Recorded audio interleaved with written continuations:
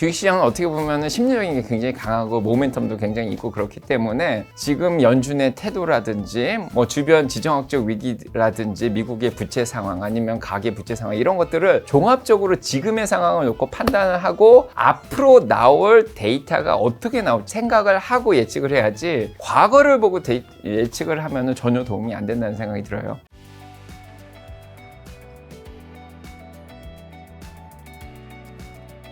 자, 그럼 교수님이 지난 한 25년 정도 되셨나요? 투자하신 지? 예, 그렇습니다. 투자한 지 25년 동안 많은 경험, 노하우 축적하셨을 텐데 주식의 고수는 어떤 사람이라 생각하세요? 저는 고수가 아닙니다. 근데 제가 관찰한 투자의 대가들이 많이 있지 않습니까? 네, 워런 버핏도 있고, 네, 피터 린치도 있고 뭐 그런데 자, 고수들은 기본적으로 원칙을 잘 지키는 것 같아요. 뭐 레이 달리오도 그렇지만 그 원칙을 깨는 순간 본인이 큰 돈을 잃는다는 그런 생각을 하시는 분. 그래서 워런 버핏이 얘기했듯이 돈을 안 잃으려고 보통 노력을 하는 사람이 투자의 고수라는 생각이 좀 들고요. 그래서 일단은 저는 10개 정도 원칙을 세워놨는데 뭐 목적이 있는 투자, 장기 투자, 자산 배분 잘 하자, 뭐 분산 투자하자, 분할 매수하자, 욕심 부리지 말자 뭐 등등 많이 있습니다. 그래서 이런 원칙들을 세워놓고 투자를 하는 사람을 고수라고 생각을 하고 더 중요한 건 이 원칙을 실천을 잘하는 사람. 뭐 교회를 나가든 절을 나가든 많이 배우긴 하는데 실천하는 사람 많이 없지 않습니까? 그래서 그런 것들을 잘 실천을 하는 사람이 또 고수고요. 그 고수가 실천을 잘 하려면 기본적으로 공포를 덜 느껴야 되고 그다음에 욕심을 덜 부려야 됩니다. 그래서 얼마 전에도 S&P 500이 4,600 올라가고 4,500 올라가면은 주식시장이 계속 올라갈 것 같은 그런 생각이 들죠. 너무 좋죠. 그럴 때는 주린이 분들이 많이 또 들어오세요. 예.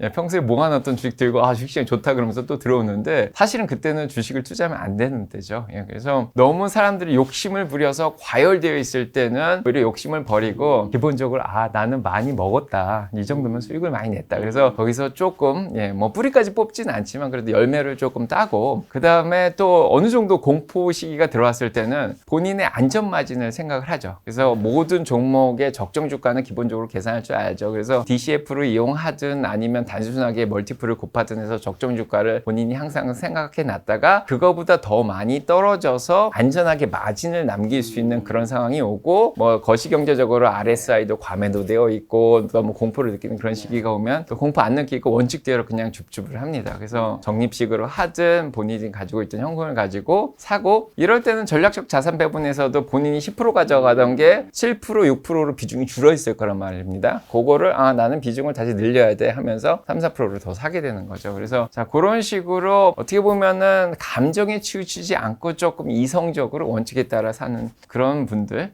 그런 분들이 고수라는 생각이 듭니다. 예. 또 주식은 안 파는 거라고 착각하는 분들도 있잖아요. 안 사고 안 팔면 안 되죠. 이게 어차피 상품이고 회사의 지분을 수요와 공급에 의해서 사고 파는 거기 때문에 서로 사고 팔아야 합니다. 그래서 지금 주식을 언제 팔아야 되는지 모르는 분들이 굉장히 많으세요. 일단 사기만 하고. 두 가지 경우가 있는데 초보자로서 주식시장에 들어서 무턱대고 남이 투자하는 걸 잘못 사서 고점에 물린 경우가 있습니다. 그러면 많이 떨어졌다가 어느 정도 본전을 회복하면은 그동안 공부를 많이 해보셨으면 본인 정점 주가보다도 많이 올라와 있다는 걸 아실 거예요. 그래서 그때 어느 정도 본전 회복하시면 그때 열매를 따셔도 되고요. 안 그러면은 본인이 남들이 공포를 느낄 때 코로나가 터지든지 작년처럼 좋은 시기에 잘 들어오신 분들이 있습니다. 그런 분들도 언젠가는 다시 또 그런 위기가 또 오거든요. 조정기간이 오고 베어마켓에서 또 들어갈 수도 있는데 그때를 대비해가지고 본인이 산 것보다 많이 수익을 내셨으면 거기서 조금 따서 항상 전략적으로 자산 배분을 해서 현금을 어느 정도 항상 마련하려고 노력을 해야 되는 거고요.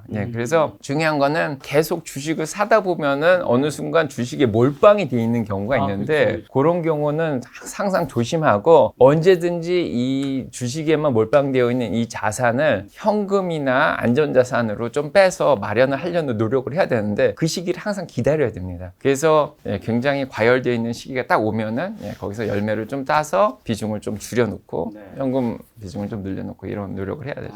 진짜 저는 가위를 언젠가 따야 되는 게 너무 공감 가는 게 제가 주식 정말 못하지만 특정 종목 하나가 제가 가진 운이 좋아서 160% 오른 거 올해 샀는데 그리고 심지어 신고가인 거예요. 매물대가 없어.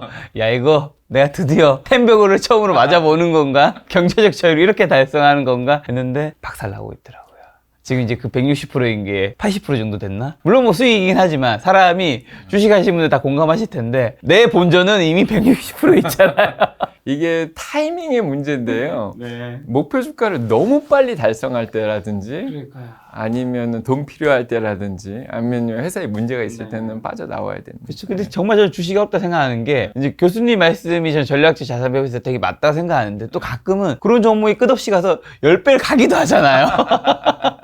그러면 그때 내 오른손을 막 아니 이게 사실은 진짜 욕심의 시기가 딱 들어가죠. PON 그리드입니다. 그리드는 욕심인데 얼마 전까지 8월 초까지죠. 예, 그때까지만 해도 정말 S&P 500이 4,600까지 올라가고 정말 그 누구도 떨어질 거라 의심을 안 하는 그런 시기가 있어요. 그럴 때는 정말 욕심이 많이 나요. 진짜 여기서 내가 왜 열매를 따야 되지? 계속 올라갈 텐데. 그럴 때는 반대를 생각하는 게 자, 그럼 교수님이 주식 투자하실 때 과거 데이터 좀 많이 보시나요? 보통 이제 애널리스트 분들이나 이제 경제 전문하시는 분들 과거 데이터를 바탕으로 이제 현재를 해석하고 현재 미래도 얘기하고 하잖아요. 저는 과거 데이터는 거의 참고를 잘 안 합니다. 물론 그런 경험을 다 겪어왔긴 했지만 주식시장을 세미 스트롱하게 믿는 사람입니다. 미국의 자산 투자 자문사들은 각각의 성향이 있어요. 효율적 시장을 아주 강하게 믿는 사람이 있고 반만 세미 스트롱하게 중간만 믿는 사람들이 있고 약하게 위크하게 믿는 사람들이 있습니다. 그래서 자문사들의 성향을 볼 땐 이 사람이 주식시장을 어떻게 믿느냐를 항상 봐야 되는데 세미 스트롱하게 믿는 사람들은 과거의 데이터가 이미 모두 다 선반영되어 있다고 생각이 됩니다. 그리고 너무 스트롱하게 믿는 사람들은 앞으로 나올 것까지도 이미 다 예측이 된다 이렇게 생각을 하는데 저는 안 나온 데이터는 아직 반영이 안 됐다고 보고요. 제가 뭐 2015년에 논문에서 썼지만 과거의 데이터는 현재를 설명할 수 있지만은 미래를 예측하는데 전혀 도움이 안 된다는 그런 주의예요. 그래서 레만 브라더스 사태라든지 닷컴 버블이라든지 그 이전에 IMF 사태 뭐 이런 사태들에 대한 그런 데이터들이 우리가 있지만은 항상 그게 지금에 적용되지는 않습니다. 왜냐하면 그때의 플레이어들이 지금 플레이를 하고 있지 않기 때문이죠. 그래서 주식시장은 어떻게 보면은 심리적인 게 굉장히 강하고 모멘텀도 굉장히 있고 그렇기 때문에 자 지금의 금리 상황, 지금의 인플레이션 상황, 지금 연준의 태도라든지 뭐 이런 것들 아니면은 뭐 주변 지정학적 위기라든지 미국의 부채 상황 아니면 가계 부채 상황 이런 것들을 종합적으로 지금의 상황을 놓고 판단을 하고 앞으로 나올 데이터가 어떻게 나올지 CPI가 어떻게 나올지 PCE가 어떻게 나올지 아니면 여러 가지 지표들이 어떻게 나올지를 생각을 하고 예측을 해야지 과거를 보고 예측을 하면은 전혀 도움이 안 된다는 생각이 들어요. 근데 만약에 예측을 하고 싶으면 가장 최근에 2017년부터 시작된 미중 간의 갈등이라든지 2018년부터 시작된 뭐 금리 인하라든지 대체대표 축소라든지 그런 상황이 지금하고 어떻게 보면 가장 비슷하고요. 어떻게 보면은 그때의 플레이어들이 그때 연준 위원들이 아직도 일을 하고 있기 때문에 비슷한 상황이라고 볼 수는 있습니다. 근데 너무 멀리까지 가서 어떤 사람은 2차 세계대전 이전도 비교해서 설명을 하려고 그러고 얼마 전에 뱅크 오브 아메리카에서는 채권 금리를 계산하는데 BC 3000년부터 지금까지 5000년의 금리 상황을 조사해서 평균적으로 5에서 6% 정도 나오더라고요. 그걸 바탕으로 해서 또 예측을 하기도 하는데 저는 그런 상황은 아닌 것 같고요. 지금 뭐 채권 금리를 보면은 당연히 지금 연준의 기준금리를 얼마나 올릴 것이냐, 얼마나 오랫동안 가져갈 거냐 이런 걸 보고 결정을 해야 된다는 생각을 합니다. 자, 급여. 아무래도 이제 직장인분들 많이 보실 텐데 직장인들 급여를 받잖아요. 이제 정기적인 이렇게 투자 가능 금액이 생기시는 분들에게는 어떤 투자 방식 추천? 어떻게 보면 교수님도 급여를 받고 계신 분이시죠? 저는 교수로서 월급쟁이로 살고 있고요. 사실 수익이 많지 않습니다. 아유, 미국에 또 대학 교수님이시면 미국 생활비 장난 아닙니다.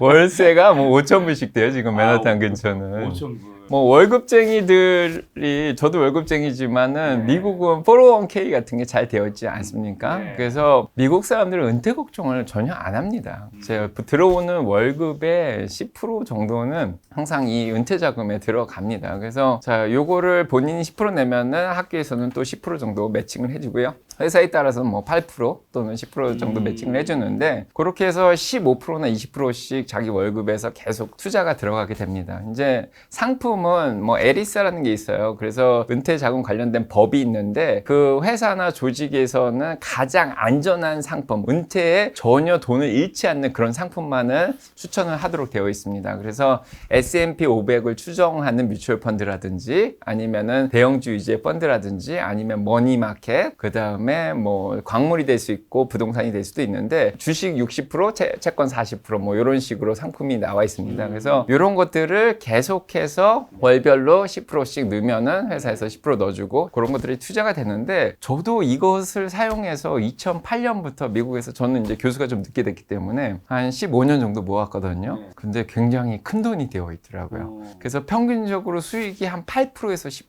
정도 나와 있습니다. 그래서 어떤 해에는 20, 30% 수익이 났고 어떤 해에는 마이너스 뭐 5%에서 10%까지 그러니까 수익이 이제 안 나고 뭐 그렇기도 한데 평균적으로는 8에서 10% 정도 수익이 나더라고요. 근데 72의 법칙을 사용하면은 10%씩 수익이 내는 경우에 72를 10으로 나누면 7.2년이 되거든요. 그 7.2년이 되면 2배가 되는 시기를 계산을 할 수가 있습니다. 그래서 10%씩 7년이 되면은 2배인데 지금 14년 정도 지났으니까 4배 정도 되는 거죠. 그래서 제가 여태까지 투자한 금액의 한 4배 정도가 좀 불어져 있는 그런 상황이라서 이렇게 복리 효과가 이렇게 무서운 거구나 그런 생각이 들더라고요. 그래서 만약에 월급쟁이들은 부자가 되려면은 오랜 시간이 걸린다는 거를 인지를 하셔야 됩니다. 그래서 하루아침에 부자가 되는 사람은 저는 없다고 봅니다. 그래서 리스크를 굉장히 높이는 경우에 복권을 산다던가 돈을 잃을 확률이 100%죠. 카지노에 가서 돈을 뗄 확률이 한 98% 정도밖에 안 될 거예요. 뭐 1점 몇 프로의 확률로 이제 카지노 가서 도박을 하는데 이렇게 위험도를 높여서 돈을 잃을 확률을 높이면은 확실히 부자가 될 가능성이 높은데 뭐 중소형 성장주라든지 뭐 3배짜리 주식 베타값 1은 S&P 500이 1입니다. 근데 테슬라가 2면은 위험도가 100% 되는 거죠. 2배 정도 되는데 뭐 중소형주는 3입니다. 뭐 3배짜리는 뭐 5 정도, 6 정도 되거든요. 그래서 이렇게 위험도를 높이면은 확실히 큰 돈을 벌 수 있는데 그 돈을 잃을 확률도 굉장히 높습니다. 그래서 짧은 시간에 부자가 되려고 노력하다가 그 돈을 많이 잃을 확률이 굉장히 높은 거죠. 그래서 저는 항상 젊어서 조기 은퇴를 원하시는 분들에게는 그런 방법은 없다. 젊어서 부자가 된 분들도 있긴 하잖아요. 그러니까 주식 투자를 통해서.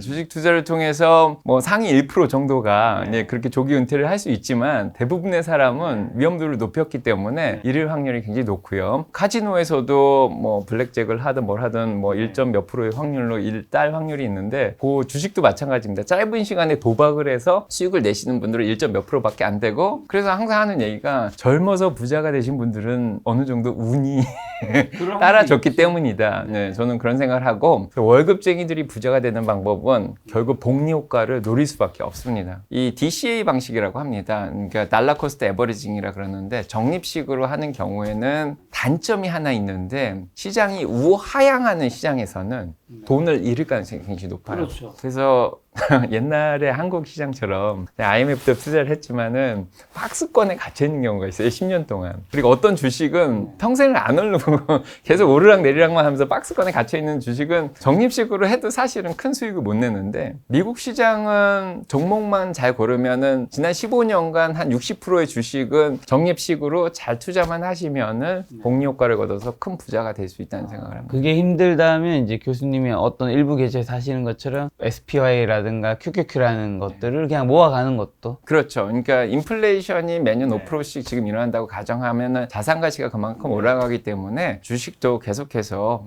올라갈 수밖에 없는 그런 구조입니다. 자, 교수님께서 그러면 지금 관심 가지고 계신 투자 섹터는 좀 어떤 분야이고 지금 그 뷰 가지고 계신 이유는요? 제가 주로 투자하는 섹터는 상당히 많습니다. 그래서 제가 유튜브를 하고 있기 때문에 지금 35개 종목 정도 가지고 있는데요. 저는 매일같이 그런 정보를 얻기 때문에 그런 데 투자를 하고 있지만은 뭐 여러분들 한 10개 종목 이내로 관리 가능한 선에서 이제 투자하시는 걸 권하고요. 저는 전기차 섹터도 투자를 하고 있고 그 다음에 에너지 섹터도 투자를 하고 있고 그 다음에 바이오 헬스 쪽도 투자를 하고 있고 테크 섹터 쪽, IT 쪽도 투자를 하고 있고요. 가치주 쪽에 쇼핑이나 패션 이런 쪽도 투자를 하고 있고 항공주 쪽이나 드론 쪽, 자 미래에 또 드론주가 또 많이 인기를 얻을 수도 있는데 뭐 그런 쪽도 계속 보고 있고요. 핀텍이라든지 은행주들도 계속 보고 있습니다. 그래서 모든 섹터를 사실은 다 종합적으로 탑다운 방식으로 분야별로 다 조금씩 가지고 있습니다. 근데 이제 교수님 말씀 들어보면 여러 분야를 하고 있지만 그래도 좀 뭔가 성장주에 좀 더 관심이 많으신 것 같다는 느낌은 드는데 특히나 인공지능, 성장주 쪽에서는 사실 반도체가 빠질 수는 없는 거잖아요. 맞습니다. 반도체 시장이 2023년에 굉장히 안 좋았는데 2024년에는 반도체 좀 업황 반등 확실히 좀 기대할 수 있는지랑 그다음에 뭐 교수님 한국 주식은 거의 안 하고 계신 것 같긴 하지만 그래도 국민주 삼성전자는 당연히 잘 아실 테니까 삼성전자 좀 어떻게 보시는지. 반도체를 이제 언급을 안 했네요. 제가 반도체도 이제 보고 있는데 이제 필라델피아 반도체 인덱스 매일같이 보고 있습니다. 그래서 반도체는 전반적으로 인공지능 모멘텀이 있기 때문에 전망이 굉장히 좋습니다. 그래서 4차 산업혁명의 근간이 되는 게 이 반도체라는 생각이 좀 들거든요. 그래서 반도체 시장은 토탈 어드레서블 마켓이죠. 유효 시장이 매년 8%씩은 증가할 것으로 보고 있습니다. 인공지능에 가장 도움이 되는 칩은 CPU가 아니라 GPU 쪽이죠. 그래픽카드 쪽인데 지금 컴퓨터에 들어가는 GPU는 인텔이 가장 높습니다. 한 60% 정도 차지하고 있고 엔비디아하고 AMD가 20% 정도씩 가져가고 있는데 인공지능 데이터 센터에 쓰이는 전 세계적 GPU는 엔비디아가 거의 90% 가까이 가져가고 있고요. AMD가 한 10% 정도 가져가고 있습니다. 그래서 자, 이런 인공지능 쪽의 성장 속도가 지금 무섭게 성장하고 있고요. 올해 엔비디아 쪽은 성장이 내년까지 한 100% 이상으로 성장할 거로 생각됩니다. 지금 엔비디아의 퍼가 107이나 나오거든요.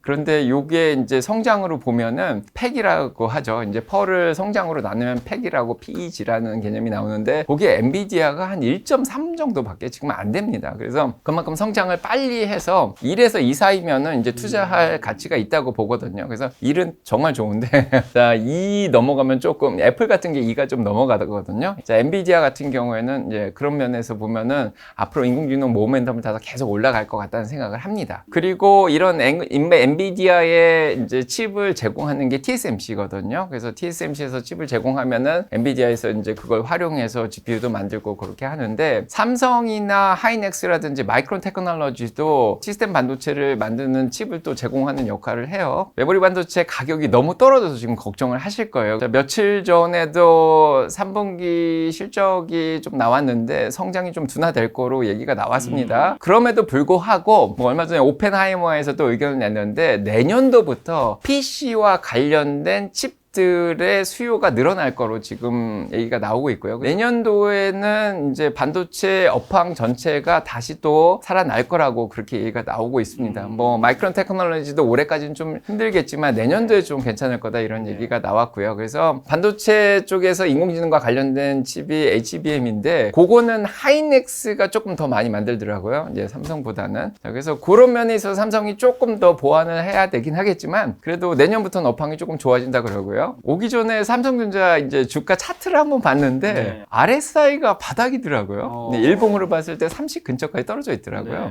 그러면 저는 보통 바닥으로 좀 보거든요.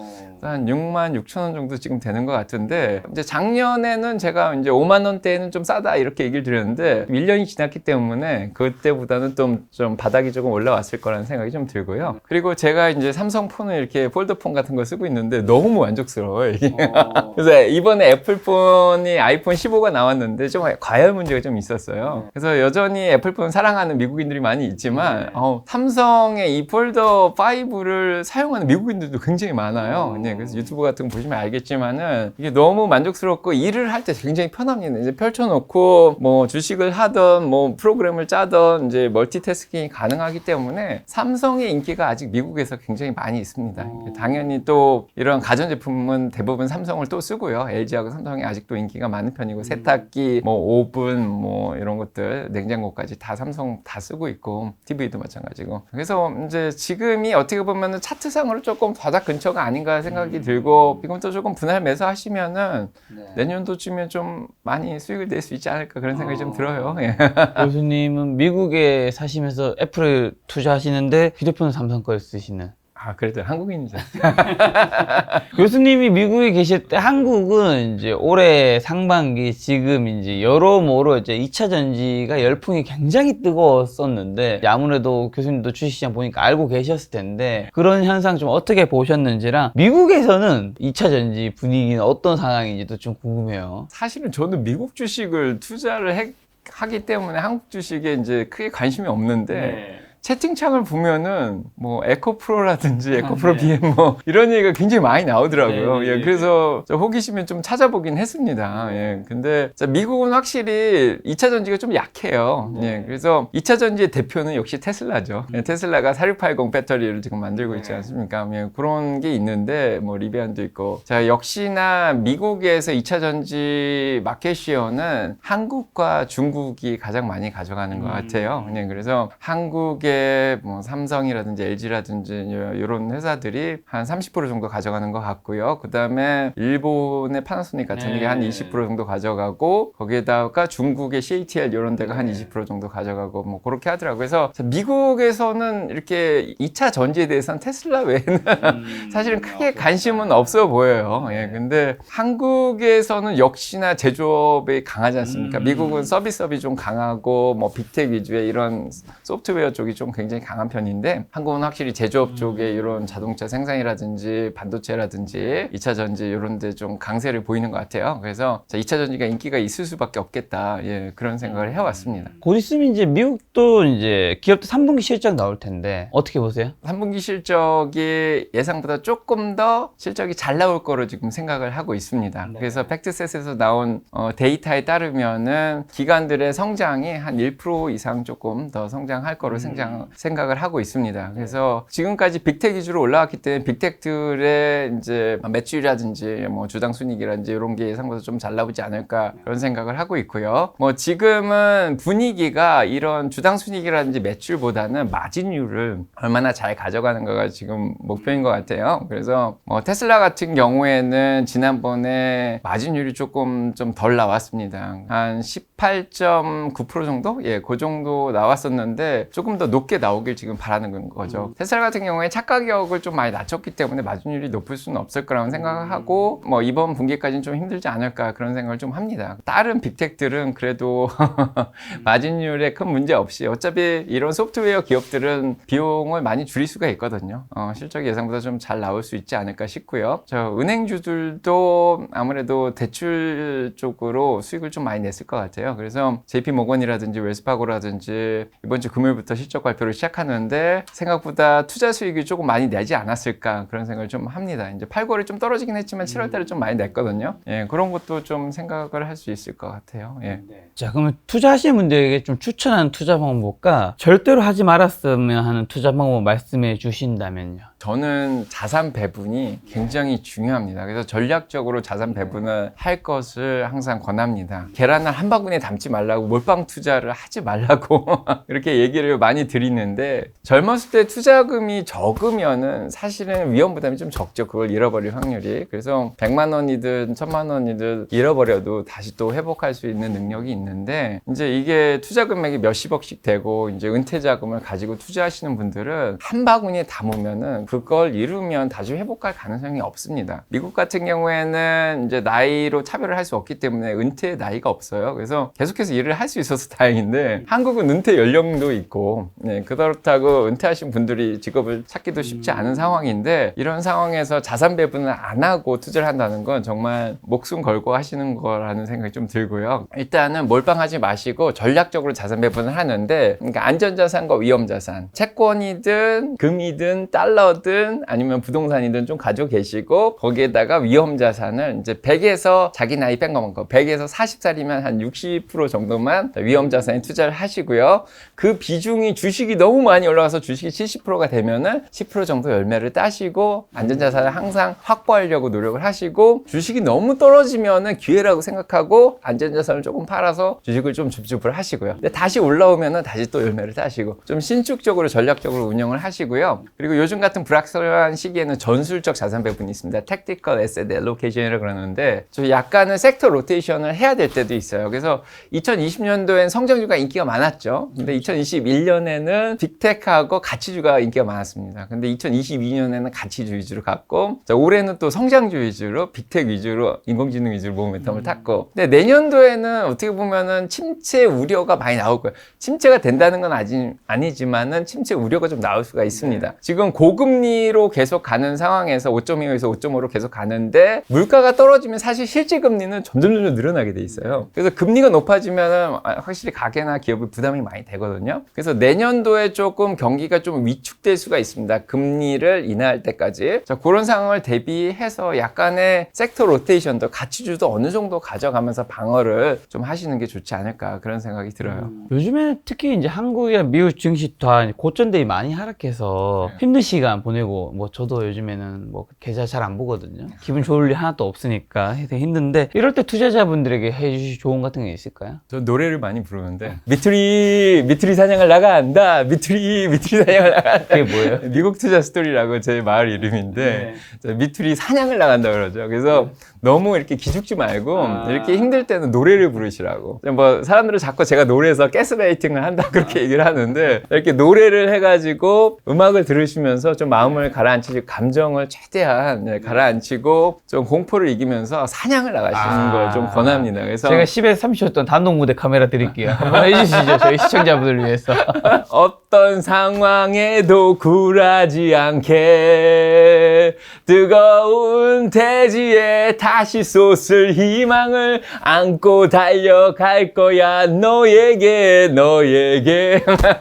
저희는 지금 오전 11시에 촬영하고 있습니다. 저녁 시간 술 마신 사람 지금 치객이랑 이야기하고 있는 거 아니라는 사실 꼭 알아주셨으면 좋겠고 어쨌든 여러분 요 음악 듣고 기분 좋게 투자하면 좋겠다는 생각이 드는데 마지막으로 요 질문 한 가지 드리고 싶습니다. 사회 구조적으로 이제 생긴 문제로 인해서 미국도 그렇고 한국도 그렇고 빈부격차라는 게 발생을 하는데 그건 우리가 뭐 당장 개인 어떻게 해결할 수 있는 문제는 아닌가 일단 논외로 두고요. 그 문제가 없다는 게 아니고 개인 입장에서 빈부격차가 왜 생긴다고 보시는지랑 미국은 한국보다 빈부격차가 많이 좀 심한 편일까요? 제 생각에는 빈부격차는 겉으로 보기에는 미국이 더 심한 것 같습니다. 그래서 일단은 상위 1%가 가져가는 재산이 미국 전체 자산 규모의 한 30% 이상 이렇게 가져간다고 알고 있고요. 뭐 한국 같은 경우에는 한 25%도 안 된다고 알고 있습니다. 상위 1%와 바닥 50%의 차이가 너무너무 많이 나는 사회가 미국 사회죠. 그만큼 자본주의가 가장 팽배한 사회라고 볼 수 있는데요. 그런데 이렇게 빈부격차가 심해지는 이유는 돈을 모을 수 있는 환경 자체가 안 만들어지기 때문이라고 생각이 듭니다. 그래서 월급을 받아서 그거를 다 쓸 수밖에 없는 그런 상황이 되고 오히려 빚을 져야 되는 상황에서는 빚이 많은 상황에서는 자산이 모일 수가 없습니다.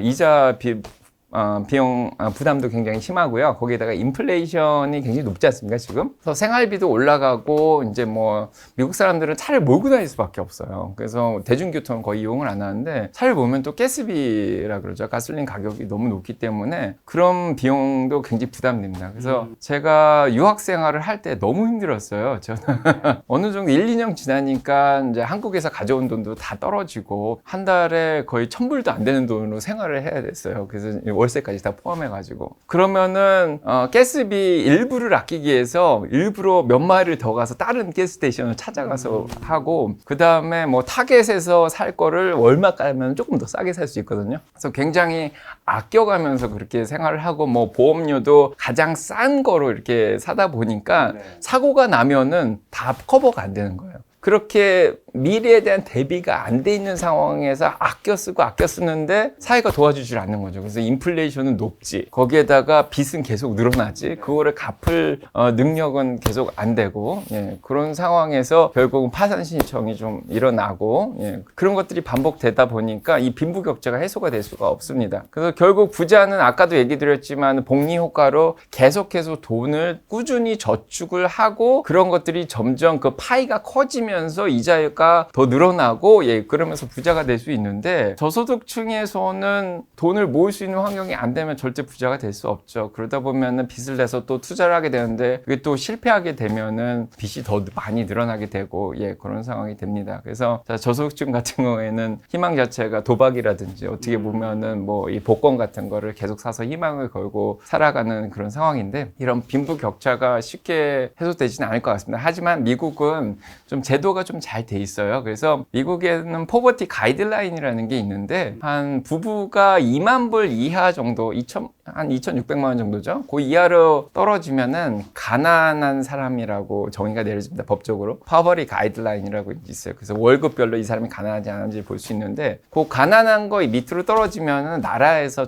여러 가지 보조들이 많이 나옵니다. 한국도 많이 나오겠지만 음식을 먹을 수 있는 푸드 스탬프 이런 것도 나오고 그다음에 이제 복지 혜택 이런 것들이 조금 있습니다. 소셜 시큐리티 이런 것들도 좀 있고 뭐 장애인 뭐 혜택 뭐 이런 것들도 굉장히 잘 돼 있고 그런데 그렇게 해서 미국에서는 여러 가지 가지 프로그램을 통해서 이 가난에서 벗어나게 하는 제도가 굉장히 잘 되어 있는 상황이에요. 작년에도 몇백만 명이 그 포버티 가이드라인을 넘어서서 벗어났다고들 얘기하더라고요. 그리고 중요한 거는 파이낸스 쪽에서 일을 하던 뭐 변호사든 의사든 이제 시간당 월급이 뭐 40불 정도 평균 정도 번다고 하면은 뭐 맥도날드나 식당에서 일하시는 분들이 시간당 한 25불 정도밖에 못 벌긴 해요. 근데 그 차이가 크지 않습니다. 좀 이렇게 건설 쪽으로 좀 힘을 많이 쓰는 쪽은 시간당 40불까지 버는 경우도 있거든요. 그래서 일만 열심히 하면은 조금 고되긴 하지만은 그 가난에서 벗어날 수 있는 직장이 굉장히 많이 있고요. 지금 실업률이 3.8%에다가 지금 얼마 전까지만 해도 구인이 굉장히